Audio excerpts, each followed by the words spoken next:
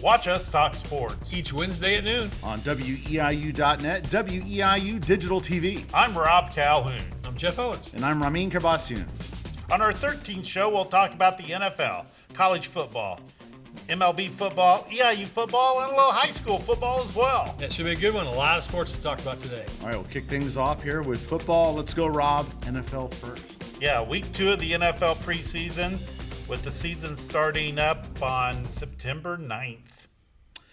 Yeah, I mean, this is the week of the preseason. Now they play three weeks. It's the week that you're going to see most of the starters in action. I don't think anything too catastrophic injury-wise for anybody like major players. No, I think right now, knock on wood, probably this weekend will be the one where you'll see any injuries, and then in week 3 they kind of really take it easy as they get ready for the season. The season starts on a Wednesday this year, which is a little bit different, and then the Thursday night traditional game on that week of Labor Day week. So football is close. College football starts soon, but yeah, NFL here. For you Bears fans, a little bit of Bears news. Running back Kyle Manangai, or whatever his name is. Manangai.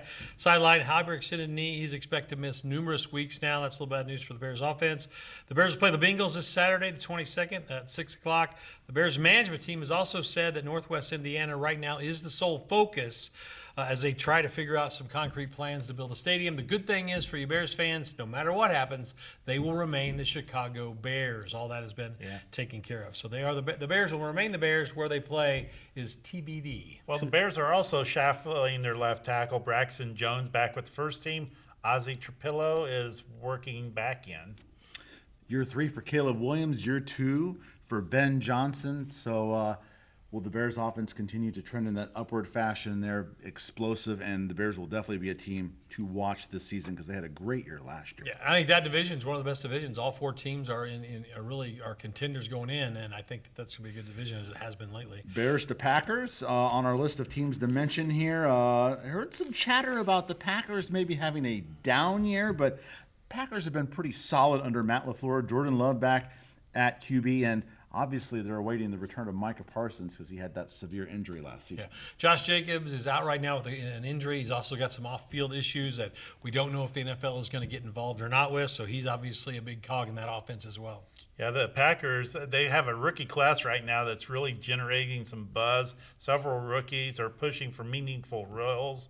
They also have added safeties, Trey Dean III and Trey Fruellen, and wide receiver Chris Hilton Jr. Yep, they play Denver Friday night, Packers and Broncos Friday night. Switch over to the Colts. Big news yesterday in the NFL world. The Colts signed veteran receiver Keenan Allen, a longtime stellar wide receiver, probably a Hall of Famer. So he will now take Michael Pittman's job as that number 2 receiver behind Josh Downs. And so that gives the quarterback there another big weapon. He's injury prone and he is an aged veteran, but still a big name, Keenan Allen. I mean, for the Colts, the only storyline for me is, can Daniel Jones come back from injury and stay healthy? Because when he started the season last year, Colts looked great. Yep. Yeah, I mean, they tied New England in their first preseason game 13-13. Yeah, I'm with Rameen. I really think that Daniel Jones is really the key to the Colts this year. He started off great last year before he was injured, and I think he can be an X factor for them. I think Shane Steichen's going to be the Colts coach for a while. I have pretty good thoughts on where he's going with that team. They play the Falcons Saturday in week 2. It's a noon start on Saturday. Also, the Colts announced that Anthony Richardson is off the trading block. Now, that doesn't mean anything. If they get offered something big, they're going to take it. But it looks like he'll start on the team and probably as the 3. Yeah, he's definitely locked in at the 3 there. He is uphill battle to climb for him. There you go. All right, Rameen. Next up is college football. We'll talk a little bit of everybody here. We'll talk, obviously, EIU here. So we have some Big Ten Week 0 games. Let's start with Big Ten, guys. The Big Ten, Ohio State came out in the new rankings, number 1. Which was really not a shock. Most people thought they would with the talent they have come back. They probably have the number 1 player in America in Jeremiah Smith, the wide receiver. So that's the reason he's going to get the ball a lot. He's going to be targeted a lot, and so Ohio State, number 1 going in. I think I wrote down the top 5: Oregon, Georgia, Notre Dame, and then Texas round out the top 5 as you talk about the college football overall. 3 Big Ten teams in the top 10 preseason rankings that just came out recently. Indiana was 6, and there are 4 other Big Ten teams in the top 10, so we're not surprised to see a very heavy Big Ten in the top 25. Missouri 25, Illinois 33. If you go further down the rankings, so there's where they stand. Yeah, Illinois they're not expecting great things out of them. They're expecting good things. And, Illinois just continues to surprise year after year. I could see them moving up in the rankings. Illinois with 7 home games on their schedule, and that new video board is going to be on display early because the first 3 games of the season for Illinois at home, UAB, Duke, and the Salukis of SIU in week 3. And that will be a tough game too. SIU is ranked in the FCS, and they're bringing back They're no pushover. Good roster as well. Illinois, that video screen's incredible. It all depends on their young quarterback. If he can do the job, local product. Caden Fagan has moved from running back to tight end. So if you want to keep track of the Arthur Lovington, local guy, that's Can he stay healthy? Yeah. And it'll be a big factor, and he's excited about it. So you always like to watch the local kids when they go to your local schools. Brett Bielema's done such an excellent job at Illinois with sustained success now, and they just need to keep that up. He doesn't. I know he had a little bit of a snafu. He dipped his hands into the SEC world there with Arkansas, but he doesn't really lose. He's you know what you're going to get with Brett Bielema. Yeah. And again, Illinois fans know they're not the 12-13-0 team. Yeah. They want the 7 to 10 wins, be competitive, get us a bowl game every once in a while, maybe make a run. And I think that's where he's got the program under Whitman up there. FCS rankings also came out. How would you like to be in Montana? Montana State 1, Montana 2. That's interesting. And Call of the Wild. That game is great. Yeah.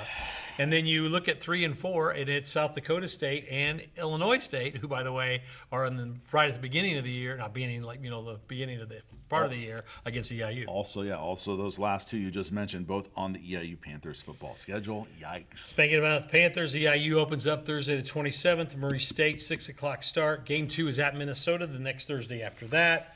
Then they got Indiana State. Then those 2 ranked teams, Illinois State and San Diego State, as we mentioned. So interesting schedule for Coach Wilk. Jeff and I talked about it at length the other day, and we really think that they need to get a win against Murray State and Indiana State. 1, to gain confidence going into the OVC, and 2, knowing that you've got Minnesota, Illinois State, South Dakota State on that on your schedule. schedules. So it's tough. For the first 5 bunch of road games to start the seasons for the Panthers, you're going to have to prove something early on the road. And shameless plug time, all games on Hitmix 88.9, WEIU Radio, and WEIU.net with Mike Brad on the call. So don't forget that. Your home for Panthers this year exclusively is on WEIU Radio. So we're excited about that again for the year. Okay, we shifting gears? Yeah, we're going to switch to the Major League Baseball, which Yes. is a unique situation, Rob. Cubs, Cardinals, and Sox, we call them our 3 local teams since we're here in Central Illinois, all in playoff contention, and your Cubs are rolling. Yes, they are. They walked off the Chicago White Sox for the 2nd consecutive night. Alex Bregman had the game-winning single. PCA, Pete Crow Armstrong, hit his 31st home run of the season yesterday. 2 straight 30-30 seasons. A downer, though, from yesterday's game. Kevin Gausman left the game with left hand cramping, not on his pitching hand, though. Drink some water, Kevin. Come on. About 35 games left in the MLB season. The Cubs are 21 games over 500. It's pretty good. And if it wasn't for Milwaukee, they might be running away with the division, but Milwaukee keeps winning. We are taping here on the 19th of August, and last night Milwaukee tied a Major League Baseball modern-day era record for the most 22-0 win. Yeah.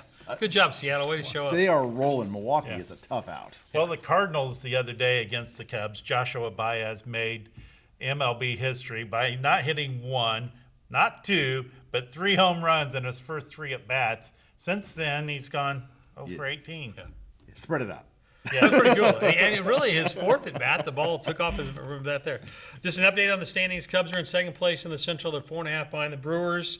Cardinals in 3rd place. They're 13.5 game behind the Brewers. Cubs hold the top wild card spot right now over the Phillies. 6 over the Padres. 3 teams make the playoffs, so the Cardinals are 3 games out of that last spot for Cardinal fans. So interesting. There's 9 teams in contention for those 3 spots. The American League, Yankees, and Red Sox look like locks for wild card, with 7 teams vying for that final spot. The White Sox are in first place, easily over the Detroit Tigers right now. So Got they're about a really good. 5-game lead as we are taping here on August 19th. Eric Fetty came into yesterday's ball game. He was excellent. 4 2/3 scoreless innings. Then you have Colson Montgomery, Tristan Peters, and Minataka Murakami bright spots for the White Sox. Murakami hit his 29th home run. And when he swung that bat, it just looked like it was just an easy swing out of here. So it should be an interesting time for baseball playoffs as we head. Fun time. Baseball playoffs, they get going, or the road to the playoffs gets going right at the same time as college football and pro football starts. So it's a great time of year for your sports fan. And the WNBA is getting ready for the playoffs. So there's a lot of great stuff right now. The summer is always a weird time to talk about sports, but right now it really gearing into the heavy season. We're excited about it here at Watch Us Talk Sports. We are saving the best topic for last.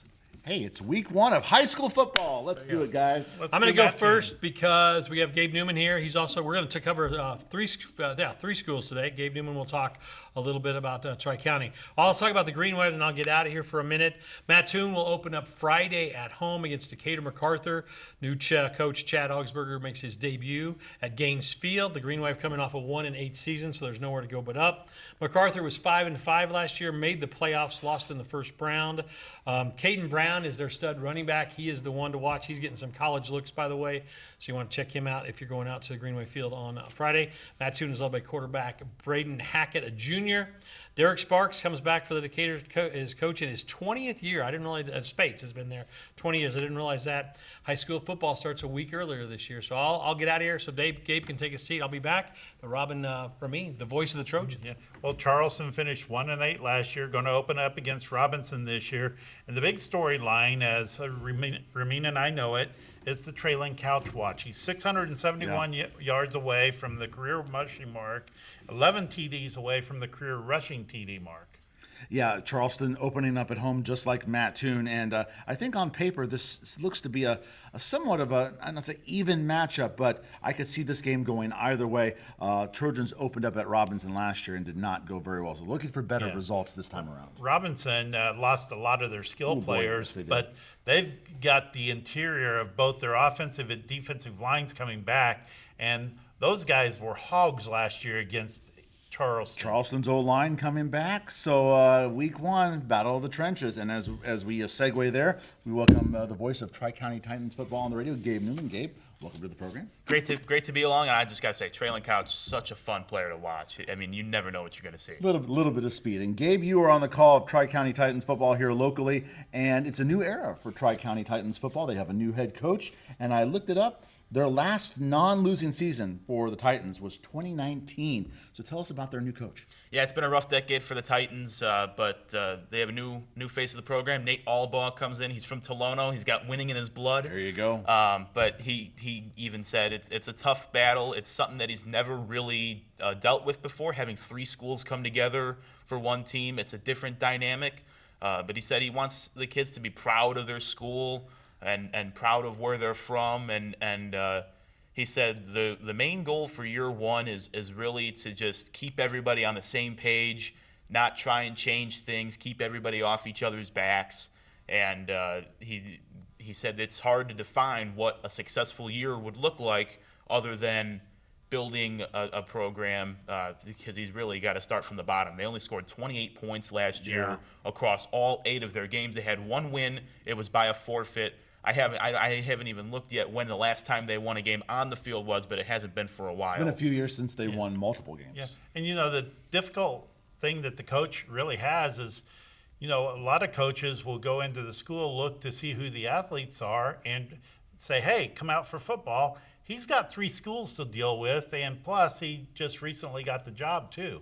Yeah, just got the job, and he and I talked about that yesterday. I went up to Oakland and caught him after practice. And he said it's tough to maintain the levels of off-season workouts and stuff when it's split between 3 schools. But it's a job that he's excited about, and it's a new challenge for him. He calls himself a bit of a journeyman. He's an excellent guy. I mean, I've had 2 conversations with him, and he is such a good dude. And regardless of what the on-field product looks like this year, I can guarantee that it's going to feel more like a team than it has in years past. He's coming from Tolono, where they pretty much win a lot, and so he has that winning pedigree and love to, over time, as you said. You don't just start winning when you haven't been winning. So he's looking to infuriate some of that winning prowess to Tri-County. Unless you're Kirksey Nettie. Exactly. The Tri-County opens up at Sangamon Valley. What are you expecting, game one? Well, it's their longest road trip of the year, right out of the gate. Yeah. They really have a pretty easy travel schedule, especially compared to last year. It's about a 90-minute drive to Niantic, just west of Decatur. Sangamon Valley is tough. I mean, they have a great program. They had a down year last year. They were 3-6, but that was 1 year removed from a playoff appearance. So you never really know what you're going to see year to year from some of these Lincoln Prairie Conference teams. But it'll definitely be a strong test. And once we see the Titans get a game under their belt, then we'll be able to judge them a little bit more on what we'll expect to see. It's kind of like Matt too, and you never really know what you're going to see from a new coach, a new culture, a new system, and so we'll have to wait and exciting, see. but it's an unknown. Exactly. Well, we look forward to following up with you every week on Tri-County Titans football. Of course. Thank you for joining us, Gabe Newman. Yep. Thank you for having me. Excellent. Yeah, so Friday, it's an earlier start this year for high school football because they have added a week to the high school playoffs. And I'm sure the chatter will be loud, very loud, when we get to like weeks 8 and 9. And you're going to let how many 3-win teams in? So we'll wait till that point of the season. Let's just get week 1 off. It's an exciting time. The other thing we want to do, if you're a coach or an athletic director that's watching this in the kind of the Mattoon, Charleston, Effingham triangle there, we can't do everything here at WEIU, but one thing we try to do is promote the students of all these sports and even at Lakeland College and all the high schools in the area. So if you can email us your scores and reports at hitmix@weiu.net all season long, we'll get them on here each Wednesday when we record this show to promote your students and your schools and your activities, because playing sports and going to high school, it's a tough job, and so we want to promote those kids. So please send us your information as much as you can. Fall sports are underway. I know that some of the things we talked about last week got pushed away to the side because of weather and whatnot. So we're definitely here with fall sports, ready to kick off the high school football season this Friday. And don't forget, additional sports all week long begin next Monday on WEIU's Newswatch. 5:30 Newswatch, Monday through Friday, returns to WEIU.net. So we'll continue to do Watch Us Talk Sports. We'll also have Newswatch with sports updates each 5:30 as well. And so we're going to still here, and we're going to do the thing that we love the most, which is talking sports. Show 13 was not so unlucky. Yeah, that'll do it for this show. We hope you're enjoying this new venture. As the boss man here, Jeff Owens, said, if you have any topics you want us to talk about, any tidbits we need to share on the program, email us at hitmix@weiu.net. We will be back next week, and you can watch us Talk sports.